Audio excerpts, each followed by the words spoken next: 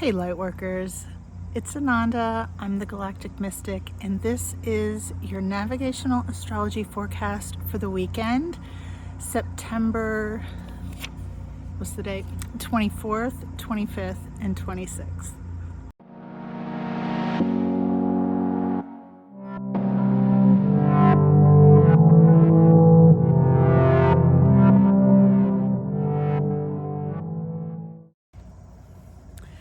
So I'm back on the barn steps in the backyard. It is so beautiful today. The sky is crystal clear. It is cool, sunny. It's my favorite type of weather. It's as if these mountains just know when fall is here and they're like, all right, let's dish out some perfect weather. Look at that. Not a cloud in the sky. I actually prefer clouds in my sky, but when the temperature is this perfect, you can't really complain. So there is a lot going on. I'm recording this on Thursday so that I can have it ready for you a little bit early. I try to do that, have it ready the day before. And this morning we had 2 M-class solar flares, and the geomagnetic energetic activity was already elevated before these solar flares did their thing. And so I'm expecting over the weekend that this geomagnetic energy is going to continue to increase. And this puts a bit of some pressure. And it doesn't have to be bad pressure on this weekend, but there's a lot going on astrologically. A lot. And so thank you for spending this time with me, and let's really talk about this. So the first thing I want to talk about is the major arcana tarot energy sort of journey we're going on this weekend. And I'm going to leave some room right here so I can put these cards for you to see. So on Friday, our card is Judgment. Saturday, it is the World, and then Sunday, we're back to the Fool. So what this is with Judgment, it's the wake-up call, it's the call to action, it's the resurrection, it's you gotta do something. You see I've got my little notes here. So I don't lose my place. I'm a good Virgo. And so from there, we go to the World. And the World is the completion, it's the journey, but it's also a pause before we begin the next journey. And then, of course, the Fool is the beginning again. This is the child, this is the new beginning, the new adventure. So that in combination with the Venus-Uranus opposition, the Sun-Mars opposition with Chiron, all these Air Trines, Mercury square Pluto, all of this is really culminating in something for each of us and all of us collectively, which is very interesting to think about.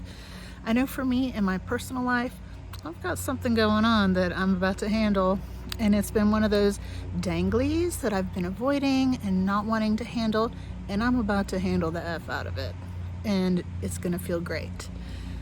And it's interesting that that's just the natural flow of these energies. If there's something that you need to handle, something you need to make a decision about, something you need to break free from, the time is now. Do it. So on Friday, the Sun is still conjunct the supergalactic center. And I've been talking about this for a couple days now. I'm not going to go over it again, but if you are interested in hearing more about that, listen to Thursday's video. It's, this is access to extreme streams of consciousness. It's really, really potent. And we are still in the full moon phase. That is at least until Saturday. when we enter the disseminating moon phase, and this is the waning gibbous. This part of the lunar phase is actually the harvest, and even I forget that sometimes. We tend to think the full moon is the harvest, but actually the full moon is when the harvest, like the harvest is available, but we have not yet harvested, the act of harvesting and sharing.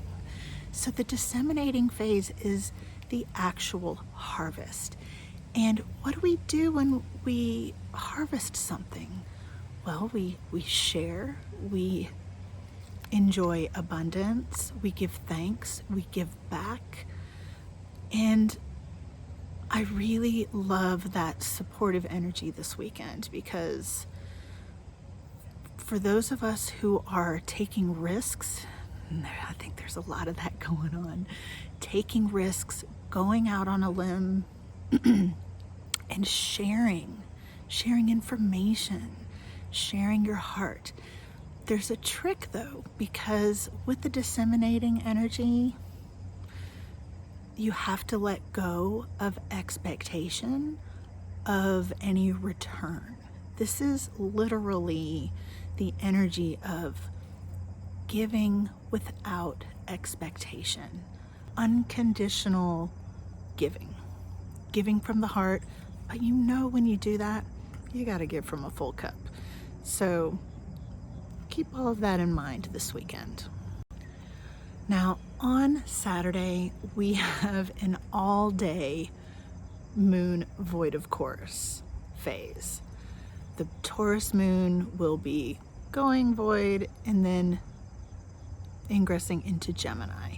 So this all-day void is also going to play into this very interestingly, because when we have a void moon, it's really not the time to make new decisions, to finalize things, to, it's just more of a time to kind of lay back, relax, do spiritual stuff, do fun stuff, not do anything too serious. Yet we have all of this energy pushing us to do things that are a little bit serious.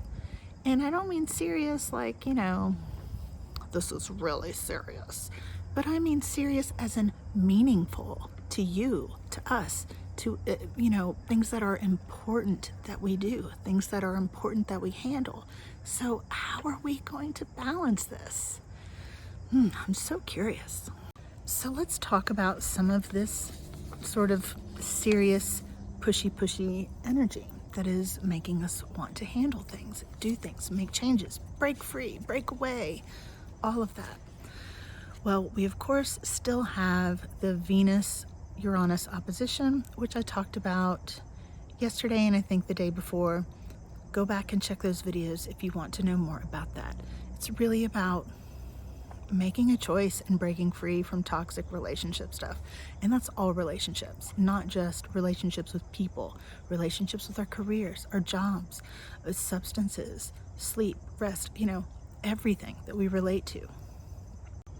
And before the moon goes void on Saturday, the moon will be conjunct Uranus, which is opposing Venus. So this could inject a bit of unexpected emotion into that situation. So be aware of that. Mercury is trining Pluto. This makes us want to dig to the bottom of stuff and convince other people about what we found down that rabbit hole. Or you could be on the receiving end of that. This is like super spy detective stuff, and then with a little bit of a pushy edge to it. I almost forgot to show you that I am representing. I'm ready. So we also have a couple of grand air trines going on, and this is involving the Sun, Saturn in the North Node, and the Moon, and then also Mars, Saturn in the North Node, and the Moon. And then the sun and Mars are coming in, inching into that conjunction. You got to check out the video on the Sun Mercury Mars conjunction. But they are opposing Chiron. So when that happens with a grand air trine, grand air trines are like easy breezy, everything just slides right on into place. But then when there's a hard aspect coming out of that, like there is with the Sun and Mars opposing Chiron, this can serve as an exit spout, like an arrow shooting out of that easy breezy energy. So you could be like going along, minding your own business, everything's going well, and then all of a sudden this energy hits you and can bring up combative elements to relationships, which then can lead to the possibility of healing or not, or the breakaway, which is, it's a choice. Are you gonna heal it, or are you gonna just close the door? And it's not always up to us. Really, the only thing we can do is draw our line in the sand and then see what happens. But as long as you are drawing your line in the sand and that line is based on integrity, self-fortifying, healthy energy, you are being truthful with yourself and others, even if you don't know how it's going to work out, it will work out for your benefit. That's just how it goes. I hope you have a great weekend. If you've got some of this stuff going on and you want to share it with me, hit me up. You can put it in the comments below, but if you want it to be private, find me on Instagram or Facebook and send me a message. I actually love hearing your stories. And we're all in this together. All of it. The crows agree. Thank you so much for being here. Thank you for liking and subscribing and sharing and all of that awesome stuff. And I love you. I'll see you on Monday. This is Dakota. She's an Aries. She is very self-involved. And she is entirely obsessed with the Leo.